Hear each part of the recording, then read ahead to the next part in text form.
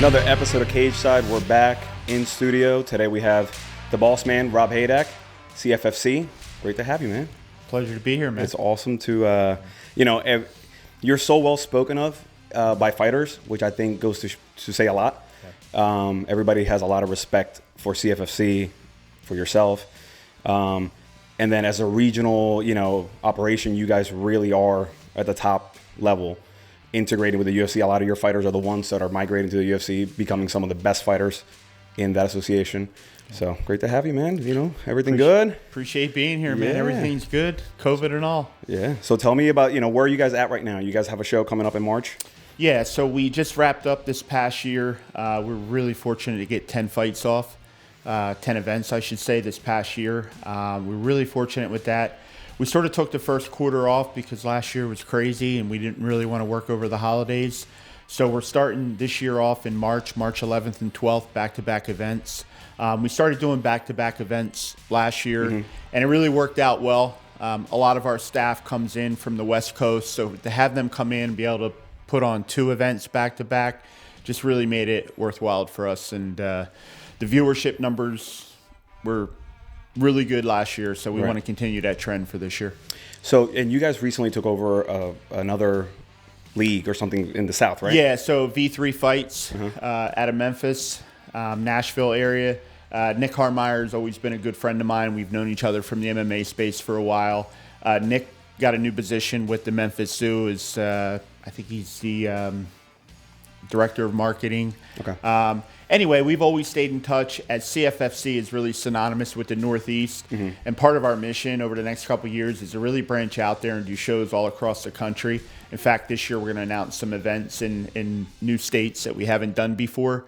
But Nick is a solid guy. He has a great staff, and he's got good partnerships, venue partnerships out there. So the timing was right, and we went for it. So how does that work? Do you guys just kind of put your brand on it, and then the operations still kind of remain the same on, like, with who was producing everything over there, or are you guys completely taking over that? No, it's our entire team. Essentially, Nick had a core of about 3 or 4 people with him that are excellent people, matchmakers, Jason Letterfine, so people that are going to add to the CFFC brand, but when we do shows, it will be under our brand. Okay, gotcha. So before we keep on talking fights, I want to kind of take it back to early Rob days. Yep. You're a wrestler? Yes. Vineland, is that right? Yes. So tell me a little bit about how you grew up. Let's start there. Grew up on a farm. In fact, I just told my wife I grew up on a farm about a week ago, and she didn't believe me. She didn't know? Yeah, so I had to call some people to verify that. I grew up. I wrestled since I was 7 years old. Although my favorite sport is basketball, believe it or not, which is the same time as wrestling, so I can never play basketball except outside, shoot on the side of the barn. But I wrestled all through the minis, all through high school, received a Division I scholarship. I went to Wagner College in New York, stayed there for a couple years, sort of got burned out, transferred down to Florida, but always loved the sport, the sacrifices that it took, making weight, all the things that you really see in MMA today. So for me, about 10, 11 years ago, I was doing some consulting work in Atlantic City. A gentleman was purchasing a casino. When the project was finished, he offered me a job. I politely declined because I haven't worked for anybody since college. I've always been an entrepreneur. But I said, hey, I might want to put on a few fights. And he goes, sure, knock yourself out. And I tell everybody this story to today. It wasn't until the first bell went off on the very first fight that I looked at my buddy who was sitting next to me. I said, after all these years, I think I finally found a business I might actually like. I mean, I've been in every kind of business, restaurants, hotels, trucking, and, you do it. It's a livelihood, but you're not really passionate about it. Right. MMA is different. I have a good understanding of what these athletes go through. Although I never went in a cage myself, I did wrestle at a high level. So I know the sacrifices, not only for the athlete, but for the family. So we try to position our shows, when the fighters come, we treat them like the professionals they are. Nice. And I think, I think the entrepreneurship, lifestyle is very similar anyway. You're going through all those, you're putting yourself through a lot to get to that point where you can feel comfortable doing what you love. Yeah. So at what point do you fall in love with the sport and you think that at some point you might want to put together a fight card? Like where do you go from the wrestling world to like, do you see it? You know, do you see it on TV and say, all right, that's something I might want to. So I acquired CFFC at show 7. A good friend of mine owned CFFC. His wife, Felix Martinez and Amy, they started the brand. Okay. I had gone to a couple shows, and then I got involved with the Kimbo Slice fight up on Boardwalk Hall. I was in charge of making the Ray Mercer thing? Yes, yeah, making sure tickets were sold, did all the local marketing for that. Very successful event, but they got into pay-per-view, which is another animal all in itself. Things didn't work out. They shut the brand down for a couple years, and as I was telling you, I had the opportunity with this casino project to do a few shows, so I called Felix, told him my idea, and he said, you know, I might be interested in doing it. He talked it over with wife, and at the end of the day, they decided not to, so, you know, I asked him if I could buy the name from him, and we drew up a contract. I gave him $1. He gave me the name, and the rest is history. Wow. So you guys put on shows mostly Atlantic City, Philly. What's like how, you know, Philly is a big fighting town. So, and I think your brand has gotten very integrated with that feeling. What's kind of, is that something that you think about when you think of your brand? Its roots? Yeah. Years ago, we did 2300 Arena. I think we were the first event since the new owners came, and we did that. When I walked in there, you know, it just had that blood sport feeling, if you would. Blue collar, and I love that environment. Don't get me wrong, I love doing shows at the Borgata in Atlantic City, but when you think of fighting, you think of martial arts, you think of these blue collar guys going in there, putting it on the line, and there's just certain atmospheres that we really look for when we go into venues. And we've been fortunate with our partners over the years. One of the things that separates us is our relationship with our venues. You know, I tell people all the time, you want to look at a good MMA promotion, look at how long they've been in any one venue. That'll tell you a lot about the promotion. Right. Nobody's kicking you out right away. Correct. A one and done kind of deal. So another really cool thing about CFFC is the high, you know, quality fighters that you guys get in there. Yeah. How does the match, you know, how are you finding the fighters, first of all? Like, are you integrated into that part of it, or do you have something? To a certain degree. One of the things I think I do really well is I delegate to good people, and Aries Garcia has been with me since the very first show. We had never done anything together prior to CFFC, the first event. We met actually at a restaurant that I owned. We sat down, I talked to him for about 10, 15 minutes. We hit it off. I knew he had a really good grasp of fighters and what to look for, and he just does a tremendous job. So do I get involved? Very little. You know, I will get people that contact me directly and say, you know, we have the next greatest superstar, and I pass that on to Arias, but you know, it's not broken, so I'm not going to fix it. Is there something he looks for that in particular to find these guys that are just that diamond in the rough kind of thing? Yeah, and it's a great question, because in the past couple years, it's actually shifted quite a bit since our relationship with UFC Fight Pass. Historically, regional promotions live and die by ticket sales, right? And our goal wasn't to get into the ticket selling business. My goal was to build a brand, and I knew eventually we would get a distribution deal if we did things right, we produce a good product.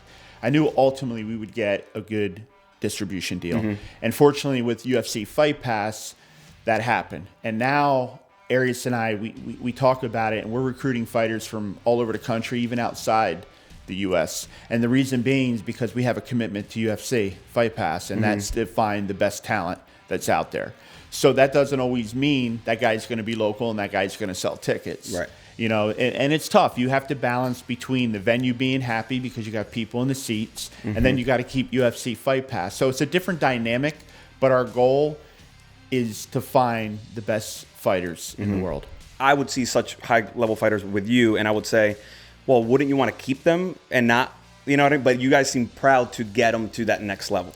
There's no better feeling. People ask me that all the time. They're like, oh, my God, you know, Paul Felder left, or Sean Brady. Like, doesn't that suck? And I'm like, no, it's great. It's exactly what we're here for. Okay. You know what I mean? We're the platform. You know, there's no delusions. We're not trying to compete with the UFC, and we sure as hell don't pay as well as the UFC. So when these guys get that opportunity, man, it's a blessing. So do you guys do like one-off contracts pretty much, just to see where things go? Yeah, basically? so we have the one-off contracts. We also have multi-fight deals. And the reason we do that is because we put a lot behind the brand. You know, obviously not during COVID, but prior to that, when you come to a CFFC event, you see a different level of production quality. You know, we're interviewing fighters, we're going to gyms, we're putting that money in. So a lot of times if we have a good prospect, of course we want to sign him to a multi-fight deal. And the reason behind that is because we want to build that fighter up. Right. And then when they go to UFC, it's sort of a feather in our cap, in theirs as well. Plus, we think we give, and we know we give, the best platform out there in regional MMA for guys to experience what it's going to be like on the next level. Yeah, I forget who it was that told me that that when they got to the UFC, nothing felt different. Nothing felt off. And it was because you guys set it up in a certain way where the interviews and all that stuff, it's really no different. Except just different faces, different cameras, different lights. Yeah, I mean, those interviews, and I know Shane Burgos gave one back in the day.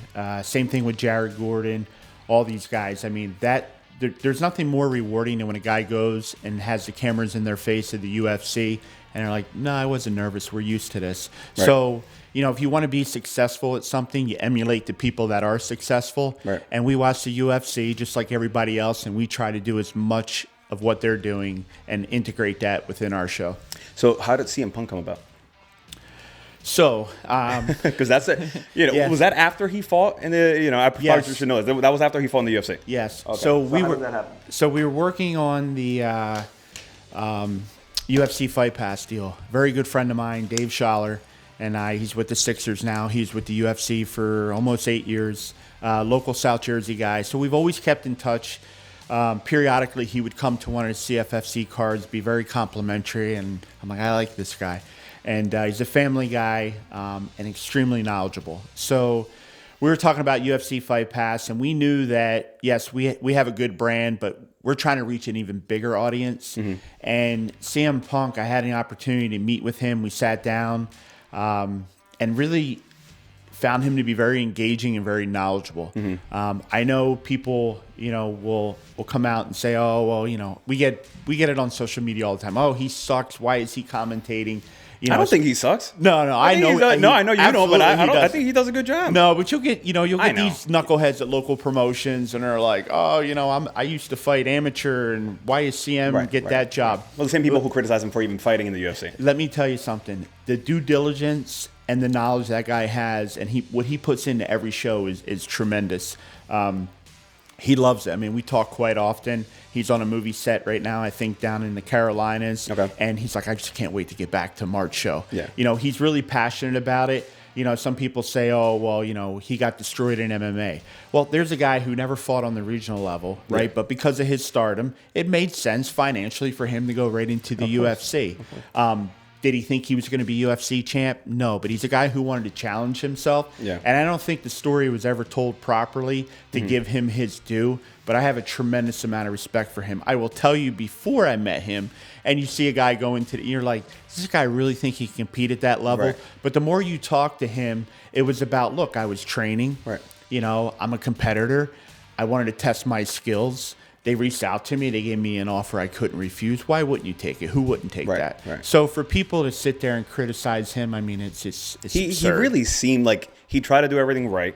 Yeah. He really wanted to prove something to himself, nobody else. He didn't care about. I mean, I'm sure he got the highest level of hate you can get on social media, but that did means you're doing something right. Exactly. So you got to be hated or loved, right? You can't. Nobody can not care otherwise. Yeah. But anyway, I thought it was a bold choice on your end, and I think it adds a flair to it, and I think it's cool, and I think he gets better with every. He's such a great addition to the team. Him, John Morgan, Mike Gill, we use periodically as well. These guys are just really good, but what impresses me the most is leading up to the event. They're reaching out to fighters. They're not being told to do that. They do that on their own. And when you watch these guys being interviewed, you know, they appreciate it. I mean, he brings a huge viewership to our Do you guys promotion. do the fighter interviews like pre-fight? Not during COVID. We haven't. They're doing it, they're doing it virtual. So, you know, they'll reach out to the guys. They'll get on a Zoom call or something like that, but they will ask them a little bit of background. Okay. That's great. Yeah, I think that serves a lot during the broadcast. So the Fight Pass deal, you guys just signed one recently again, right? Yeah, so our original agreement wasn't up until the end of 2021. Okay. We had a pretty good year last year, so we renewed early. They asked us if we wanted to renew early, so we got another 3-year deal. Awesome. So there's nobody else, right, in that same boat as far as that? Not sure. People ask me all the time, you worried about this promotion, that promotion. Honestly, we really don't. You just focus on your own thing. Yeah, I get, people ask me all the time. I'll tell you who I respect locally. I respect Ring of Combat. Okay. They've got a rich tradition, history. Lou's model's different than ours. Mm-hmm. I know Lou personally. He's a passionate guy, and I respect him because he's been in martial arts. Mm-hmm. So he understands what an athlete goes through, similar to myself. Right. The people that get into the sport and have no appreciation of what these athletes go through drives me up the wall. Yeah. Oh, I can see it. I mean, especially when you have that background, it's hard for you to see other people just doing it for the wrong reasons. Yeah. So out of all the fighters, give me your. I know you can't pick, so let me. I'll pick. Give me your top. Your top 5 guys that have gone from you to the UFC in your opinion. The best of the best. Well, he's fighting for a title, so you got to say Aljamain Sterling. No questions asked. And he's a great example for us to use when people say, oh, you're just trying to sell tickets and stuff like this. Aljamain did not have a big following coming up. But he started winning so many fights. He won our title. His pay continued to increase, but he wasn't really a ticket seller, but we knew he was special. Okay. We knew he had that it factor. And I wish I knew how to go back through my social media, but when he got signed to the UFC, I predicted that he would be fighting for the title one day. And I said he very well could be the first CFFC champ and then turn into the UFC champ. And I think that's going to come to fruition, a few weeks from now. Man, there's so many good fighters. When you look at Paul Felder and what he's done, Paul commentated for us too. So that was pretty cool to see him, and especially what he's doing today. I mean, he's great at commentating. How he fought for us is exactly how he's fighting in the UFC. He did not care who he was fighting. The answer was always yes. And he put it on the line each and every time out. Most dominant, you probably have to look at 2 welterweights. I'd have to look at Lyman Good, what he did in our organization, as well as Sean Brady. Sean is another one I have no doubts about is going to be a UFC champion. Let's talk about Sean, who I can't seem to get on the show because he never answers anything. I can make that happen. Everybody says they can. You better be the one. It's so funny. No, he's so skilled. But what I find more interesting is that every fighter who sat there brings him up. Yeah. Oh, like the level of respect for his hard work is awesome to hear. Yeah. Like everybody just says that's the guy. That's the captain of the gym. Yeah. That's the guy we all think is is gonna be at the top. That's really cool. So there's something special about him that maybe people haven't even seen yet. It's not even the fighting; it's his work ethic. Okay. Really, that's what stands out, and I think that's what people gravitate towards Sean for. I was blessed a few months back. I've known Sean since his first fight. I'm going like this, like he's a little kid. I knew him from his amateur days. I knew him from Paul Felder, and I'm like, man, this guy's tough. So I used to wrestle a little bit back in the gym, many years ago when I was first starting off, and I still felt good. And you still mix it up with the fighters once in a while, or not anymore? Not anymore. You got to preserve the body. Right? I can't walk for a couple days unless it's Eddie Torres. I saw you in a gi recently with Eddie. Okay, yes. Right. Is that because your daughter is starting to? Yeah. Okay, that's cool. Yeah, Eddie's a good friend, great guy, but we like to break chops. Yeah, I saw you in a photo with a gi or something. I don't know. Yeah, the guy, him and Pat Sabatini beat me up. But anyway, with Sean, I've known for so many years, and I guess it was. Man, almost a year ago now, he knew he was close to getting to the UFC. Mm-hmm. He asked my opinion, should he fight again on the regional level? And I said no. Then a month later, we came back, and he asked if I would represent him. So I've had the privilege of watching and negotiating his UFC contract. Gotcha. He recently got a new contract, so that's why I said we'll get him on the show. So he recently got a new contract, and I think the UFC is quickly realizing he doesn't say no to fights. He's got that Philadelphia Paul Felder mentality. Yep. Eddie Alvarez is a training partner of him, and Sean is something special. That's awesome. Well, I'm pumped to see him, continue growing in the UFC, and I think everybody locally feels the same way. Yeah. What's next for, what's in the next? I know you got some fights lined up. You're going to keep on expanding. Yep. That's the goal. Yep. The contract's there. Actually, So the fighters that fight through your CFFC, do you guys also rep them during that time period and negotiate their contracts in the UFC, or it's just like a Sean Brady situation? No, they're one-offs. And honestly, I only work with people that are local. If they don't have proper management, or any management, I should say, at all, it's just because I want to see them do well. Mm-hmm. I was fortunate growing up, and in my wrestling career, people helped me, never put their hand out, just did it, for the sake of doing something good. And I try to give that back. And, I helped Paul Felder out early in his career. He's got great management now. I help out a bunch of guys. But anything on the local level, I stay out of it because of the obvious conflict. Is that like right? Is that a make it or break it for fighters' careers a lot of times, having the wrong management early on? Or does it not impact them too much until they get to the big leagues? It's tough to say because there are some good ones out there. The problem with this sport so many times with promoters and managers, the barrier to entry doesn't exist. Right. And I'm not sitting here saying you need a law degree to be a good manager. But don't you in NBA?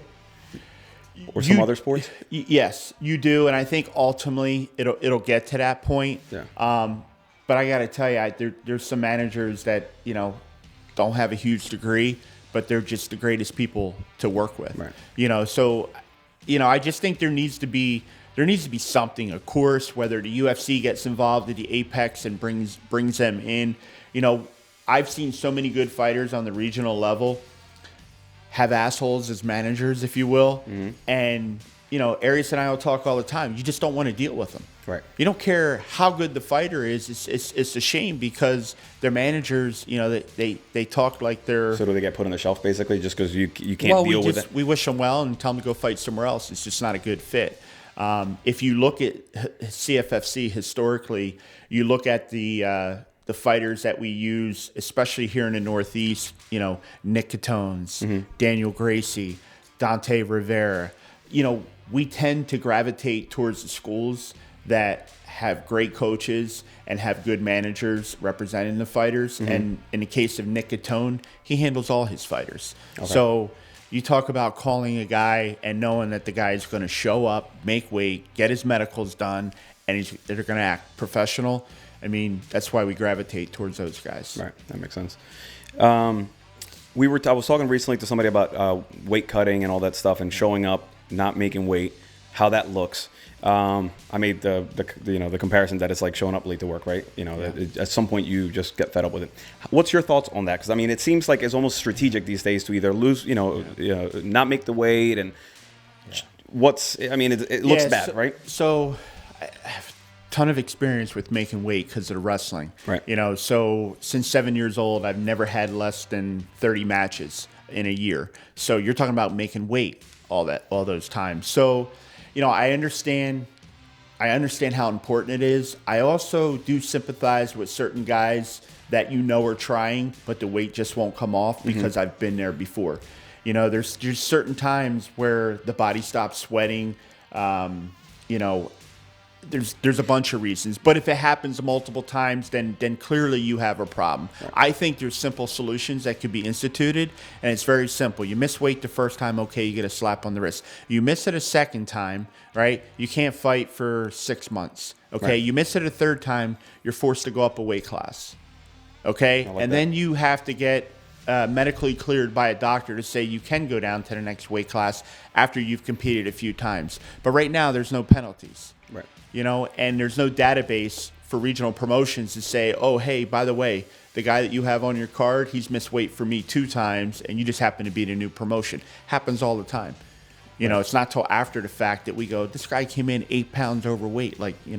First thing I do is yell at Arias, where did you get this guy? Right. And then you do some due diligence and you find out this guy's been missing weight his whole career. Those people are a problem. Right. Yeah, no, if your body just stops, sweating, you can't really be mad at somebody like that. That person. It's going to happen eventually to everyone at some point. Right. But if it becomes chronic, then you're at the wrong weight class. Right.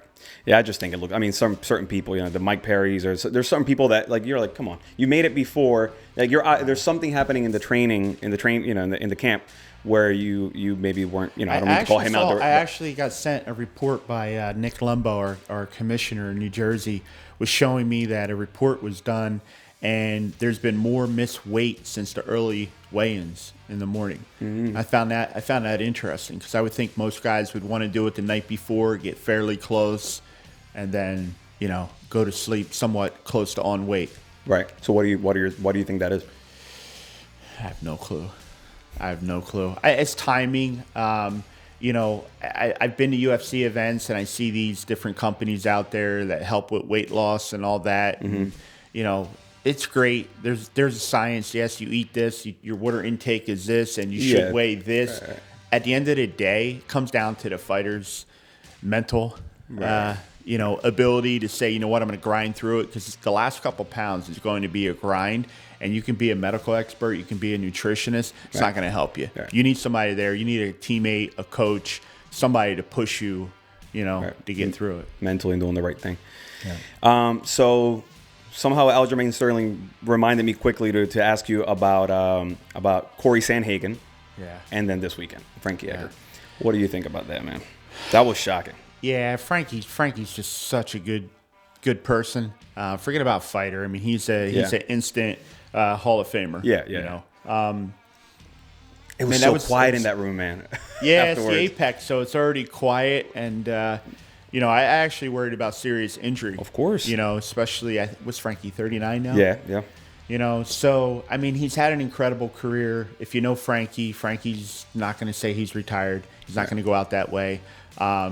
I personally would love to see him get another fight against another veteran. And then maybe, call it quits.